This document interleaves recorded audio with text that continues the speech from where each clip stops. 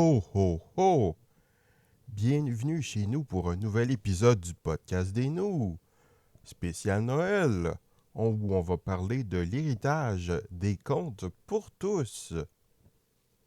Ho ho ho!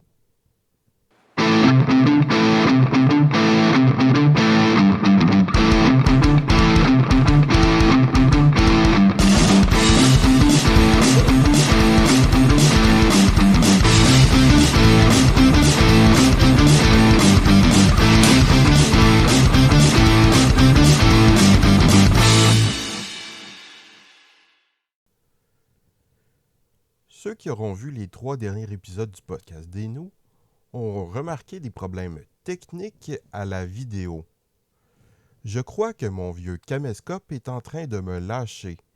Je vais donc sans doute essayer de magasiner bientôt une nouvelle caméra.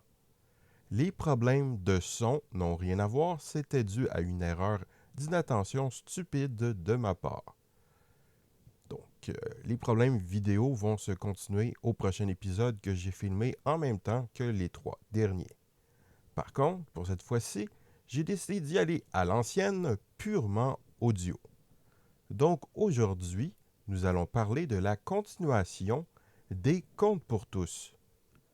Roch Demers, qui les produit à travers ses productions La Fête depuis les débuts des Contes pour tous, a comme pris sa retraite, en quelque sorte, après la gagne des Hors-la-Loi.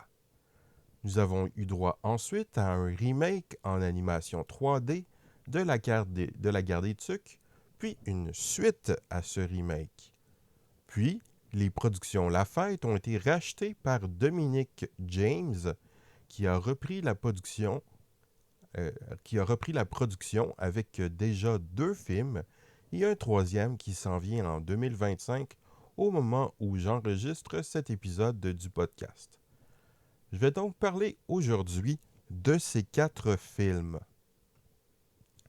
Commençons donc avec La Guerre des Tucs 3D, un film réalisé par Jean-François Pouliot et François Brisson sur un scénario de Normand Carnac-Marquis, Paul Rizacher, Daniel Patenaude, Roger Quentin et André Melançon par la société de production Carpe Diem Film and TV avec comme productrice exécutive Marie-Claude Beauchamp, avec Hugo Bossaer comme assistant producteur, Marc Lebel comme producteur associé, Paul Rizacher, producteur exécutif, Sophie Roy,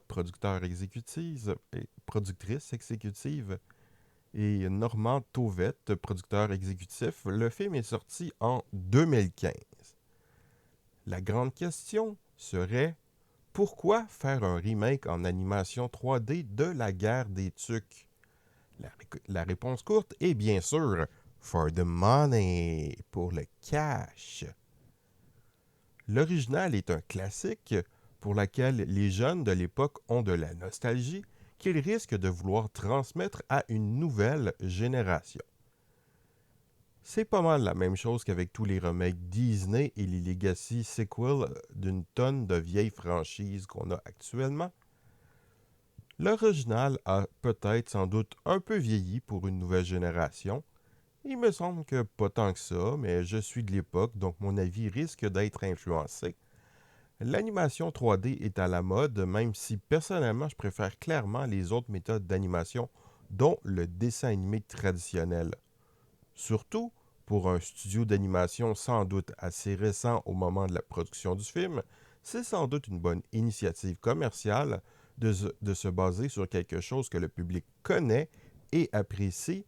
C'est plus facile que d'essayer de se lancer avec quelque chose d'original comme Toy Story pour Pixar. À mon avis, par contre, l'animation n'ajoute pas grand-chose. Si le fort dans le film est réussi visuellement, il y a quelques rares scènes ou détails qui font un peu cartoon, le style du film reste relativement réaliste et assez peu créatif. Les designs des personnages ne se démarquent généralement pas, les décors sont assez quelconques et la cinématographie est plutôt moyenne. Bon, le film d'origine n'a peut-être pas la cinématographie la plus recherchée, mais ça me semble tout de même en général bien plus réussi, alors que c'est en prise de vue réelle, avec sans doute un budget assez restreint, alors que l'animation permet de littéralement tout faire. Pour parler de l'animation, justement, les personnages me semblent assez rigides. J'avais presque plus l'impression de voir se déplacer des figurines avec un squelette en fil de fer que de voir des personnages humains.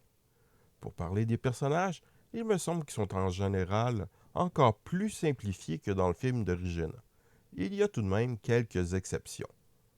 Le chien a une personnalité un peu cartoonesque et un design assez réussi.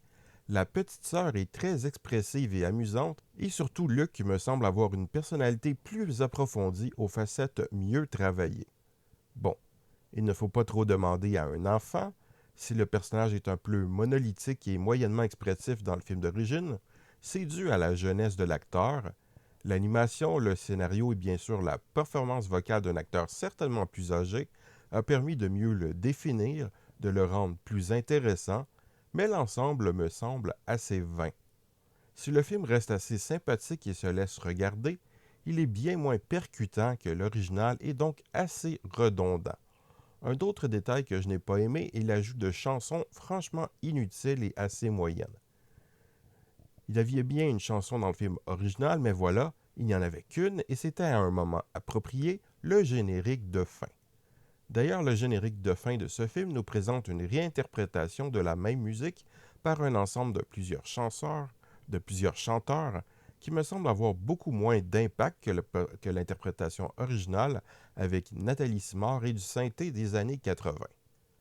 Pour ceux qui se souviennent de mon système de notes, je donne une note sur 5, un 5 étant un chef-d'œuvre, un 4 étant une œuvre qui se démarque particulièrement, un 3 étant un divertissement honnête, un 2 étant une œuvre moyenne, un 1 étant une œuvre, un 1 étant une œuvre mauvaise, et un 0 étant une nullité absolue, telle qu'un hiver où il n'y a pas de neige. Donc, je donnerais à la Guerre des Tucs 3D une note de 2 sur 5. C'est franchement moyen. Ce qui m'amène à La Course des Tucs, un film réalisé par Benoît Godbout sur un scénario de Paul Rizaché, Claude Landry et Maxime Landry par avec la société de production Carpe Diem Film and TV, avec la productrice Marie-Claude Beauchamp et la productrice exécutive Sophie Roy. Le film est sorti en 2018. Donc, le remake en animation CGI 3D de la Guerre des Tucs a eu droit à une suite. Je me demande si la suite ne s'en sortirait pas un peu mieux que l'original. Quand je dis l'original, je parle du remake, pas le vrai original. L'histoire est simplissime et les personnages ne sont pas très recherchés, mais ça semble marcher pas trop mal. Les personnages du film précédent reviennent pour un événement différent, une course de luge. Un jeune nouveau semble avoir défié l'inventeur de la gang et va gagner en trichant. S'en suivra l'organisation d'une autre course avec création d'une super piste. C'est banal, mais ça marche correctement. Je me demande même si l'animation ne serait pas un peu moins mauvaise que dans le précédent film. Puis bon, même si le film abuse encore une fois de chansons, ça ne vient pas de nulle part, il y a la cousine du nouveau tricheur qui veut devenir chanteuse. Donc, la course des tucs se mériterait pour moi aussi une note de 2 sur 5. C'est moyen.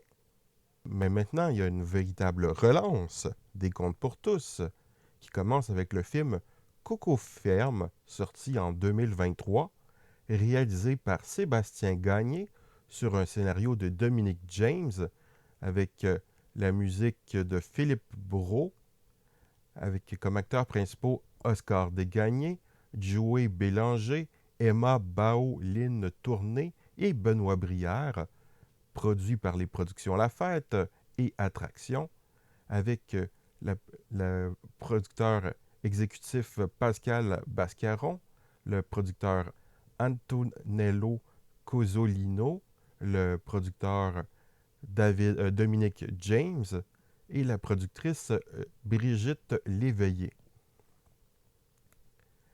Après le passage de main de la production, le nouveau producteur des Contes pour tous nous propose un premier film original. Original peut-être pas tant que ça, puisque c'est un peu une suite spirituelle de Tirelire Combine et compagnie. Son prédécesseur est à propos d'un groupe de jeunes qui se partent une entreprise de services divers comme l'entretien ménager, avec à leur tête un jeune qui pense aux affaires. Coco Ferme commence avec un groupe de jeunes qui ferment une entreprise de ce genre, car celui à la tête part avec son père à la campagne. Mais là-bas, le jeune va partir avec son cousin une entreprise de production d'œufs. Mais si thématiquement les films ont des liens, ce sont deux films très différents. Tirelire Combine et compagnie est avant tout une comédie et disons qu'il y aura des différends entre les personnages. Bien qu'il peut y avoir un peu d'humour par moment, Coco Ferme est un film sérieux autour de l'industrie agricole, un sujet sérieux traité assez sérieusement. Le film est tout à fait charmant, avec des personnages bien construits, auxquels on s'attache avec une réalisation tout à fait soignée.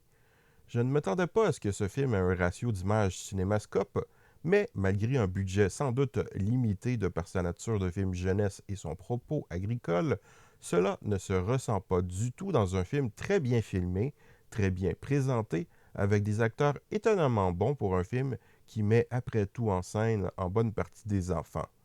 Les adultes ne sont bien sûr pas en reste, dont notamment Benoît Brière, très bien dans son rôle, mais ce sont les enfants qui sont surtout mis de l'avant. Le final est sans doute un brin trop utopique, mais ce n'est pas nécessairement une mauvaise chose dans un film pour enfants, et c'est un excellent et c'est un excellent divertissement qui se mérite pour moi une note de 3 sur 5. Et puis en 2024, il y a eu Mademoiselle Bottine, réalisé par Yann Lanouette-Turgeon sur un scénario de Dominique James, avec Ramachandra Borkar à la musique, avec comme acteurs principaux Antoine Bertrand, Marguerite Laurence, Mathéo Laurent Mambreno d'Aigle, Mani Soleil Manlou, Marilyn Castonguay. Produit par Attraction et les productions La Fête, avec comme productrice exécutive Estelle Champoux, comme producteur Antonello Cozzolino, comme producteur Dominique James, comme productrice Brigitte Léveillé et comme producteur exécutif Richard Spire. On continue donc avec un remake de Bac et Bottine. L'original a peut-être un peu vieilli, je ne suis pas sûr de comment les jeunes aujourd'hui y réagiraient, mais ça reste un classique. Pourquoi le refaire? Heureusement, l'équipe derrière Mademoiselle Bottine a fait son propre film et non une imitation. Je crois que ça vient du cœur. Les personnages ne sont plus les mêmes et la situation est un peu différente, même si de manière générale, la relation entre la fillette et son oncle reste plutôt similaire, et s'il y a certaines références, notamment certaines répliques cultes. L'oncle n'est plus simplement un passionné de musique classique avec ses propres habitudes, mais quelqu'un qui a peur de tout et a traversé certaines difficultés dans sa vie. L'acteur qui joue le rôle est excellent. La fille ne vient pas juste de perdre ses parents, elle a vécu entre-temps avec sa grand-mère, qui visiblement n'a plus toute sa tête. C'est à la fille de s'occuper de sa grand-mère et des animaux. Elle n'a pas une vie normale, ne va pas à l'école. Mais la grand-mère meurt, et ce sera donc à l'oncle de s'en occuper le temps qu'on lui trouve quelque part. Les animaux, dans ce film, n'envahissent pas immédiatement le logement de l'oncle, ils sont cachés ailleurs sans que l'oncle ne le sache. L'oncle est un compositeur d'opéra, un milieu assez particulier. Le film a sa propre ambiance avec sa propre émotion très réussie. je donnerais à ce film une note de 3 sur 5. C'est un excellent divertissement. Au moment où j'enregistre ceci, s'en vient normalement en 2025, à l'automne, Ma belle-mère est une sorcière. En espérant par contre que la suite des Contes pour tous fera dans l'originalité, comme par exemple avec cette sorcière.